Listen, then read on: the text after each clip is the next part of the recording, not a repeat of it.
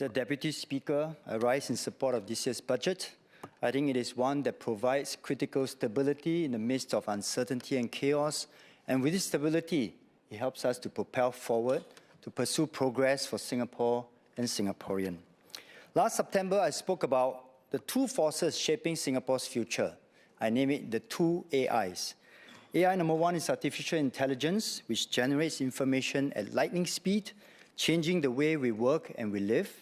AI number two is aging individuals, experienced workers who bring their wisdom, their judgment, and their perspective to the workplace. Today, I would like to build on these two AIs and on this idea. And my argument is a simple one. The AI helps us find answers much faster, but it is experience in AI number two that helps Singapore ask better questions. Singapore's success will depend not only on how quickly we find answers, but whether we ask the right questions about our future economy, our workforce, and our jobs. As Singapore becomes a super-aged society, our goal is to support our seniors to age with dignity, with security, and with a peace of mind. Mr. Speaker, the labour movement and our tripartite partners have been working on this and preparing for this transition for many years. We supported raising the retirement and re-employment ages, which is tracked to reach 65 and 70 by the year 2030. We support strengthening CPF contributions for senior workers and to progressively raise the ceiling to protect retirement adequacy. We back the Workplace Fairness Act to reinforce protection against workplace discrimination, and we have consistently pushed for job redesign, lifelong learning, and stronger mid-career transition support. These efforts have indeed made a difference. More seniors today are financially prepared for retirement, and more are choosing to remain economically active. But as our workforce transforms, challenges remain. First, as our population ages, overall resident labour force participation, unfortunately, is gradually declining from 70.5% to 67.9% in the last 5 years. This is a structural challenge that will affect our economic resilience in the long term. Second, many seniors still face barriers in staying meaningfully employed, such as hiring filters or reduced benefits at re-employment. NTUC surveys show that they take longer to find jobs, average of 6.2 months versus a 4.9 months on average for other workers. And 37.5% report narrowing job prospects due to age. I'm sure members here would have also heard of anecdotal experiences among our residents who face challenges in their job search. And third, many seniors worry about keeping up with technological advances and its impact on job security specifically. While many are willing to learn, they face constraints of lower familiarity with new technologies and also heavier caregiving responsibilities. Employers have also cited difficulties such as mismatched salary expectations, skills gaps, and concerns about higher wages. While these are not straightforward and also difficult issues to deal with, but I remain optimistic that Singapore can navigate these challenges through our deep tripartite cooperation and also especially in this time of artificial intelligence. Mr. Speaker, let me articulate three priorities as we navigate this change, especially for our senior workers. The first priority is to enable seniors to remain employable with choice, flexibility, and inclusion. Many seniors want to continue working beyond their retirement age.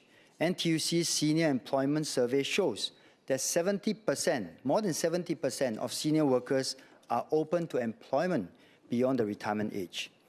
But this is not about expecting seniors to simply stay in the workforce longer.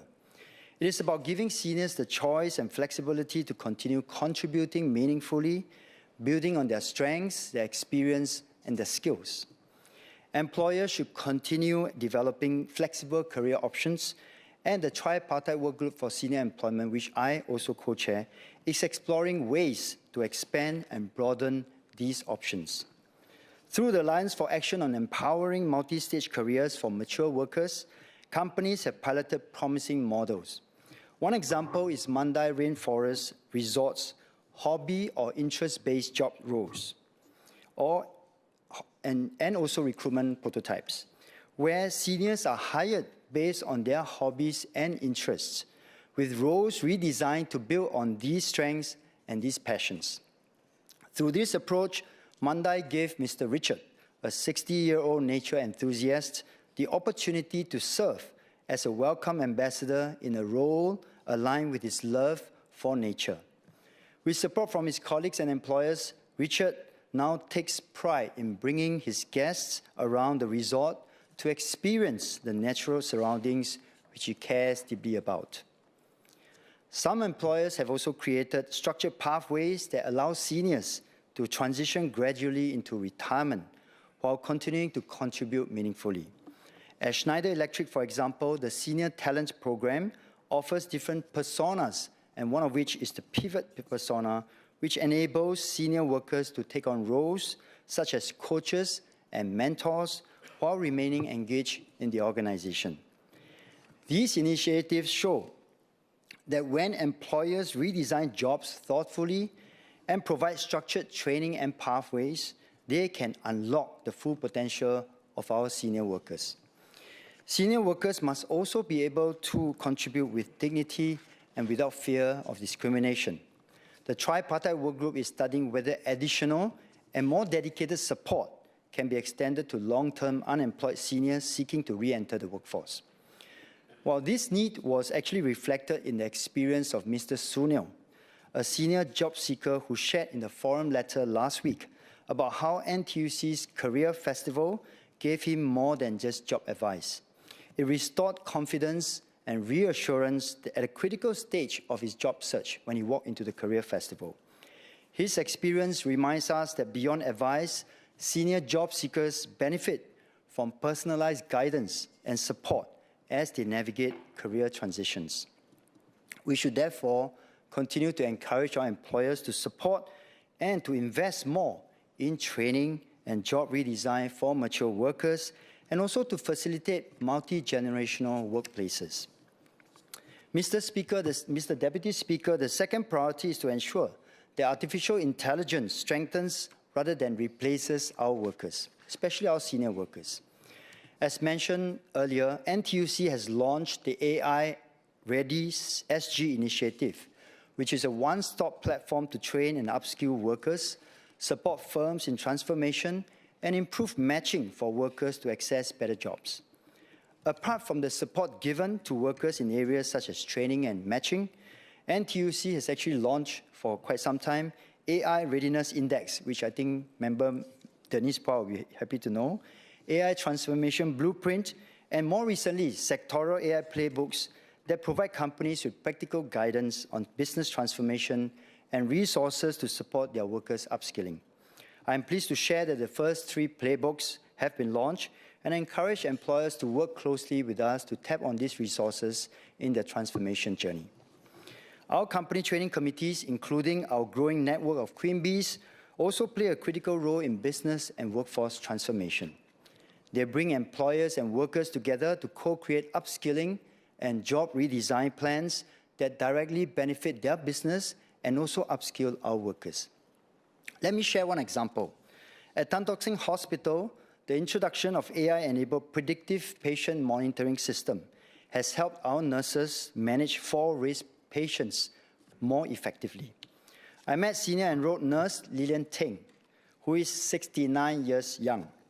She shared how the system eliminated frequent manual labor, reduced physical strain, and allowed her to focus on higher value clinical work. Importantly, her younger colleagues helped her adapt and gain confidence to handle the new technology, while Lillian contributed and shared her clinical experience with the younger colleagues.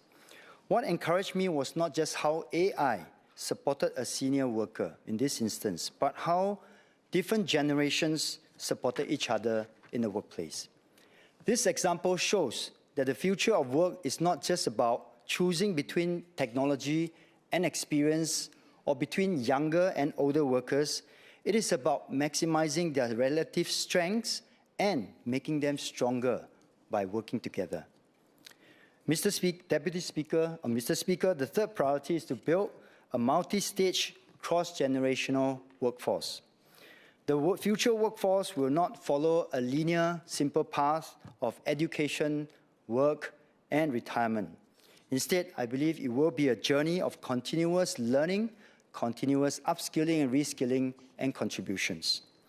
Senior workers will increasingly play roles as mentors and coaches, while the younger ones will bring digital capabilities and new technological know-hows. AI can help bridge these generations by amplifying the strengths of both. And I believe that Singapore's competitive advantage in the future can lie in combining technological answers with the experience-driven questions. Mr. Speaker, I will now speak in Mandarin, please. 议长先生，去年在9月份的国会辩论时，我就提出了2个 AI， 那就是人工智能和我们很关注的年长个人。我想进一步的强调的是，这2个 AI 其实是相辅相成的。AI 智能能够帮助提升工作的速度，年长员工的智慧能够帮助提升工作的准确度。智慧和智能、速度和准确度，缺一不可。人工智能可以快速地提供答案，但是年长员工的智慧、判断力、价值观和责任感，以及多年累积的经验，是科技无法取代的。我们的理念十分明确，人工智能无法代替人的智慧，但我们肯定有智慧能够掌握人工智能。随着科技发展的迅速越来越快，人工智能越来越普及，也有一部分的年长员工，特别是担心自己赶不上变化，难以掌握新科技。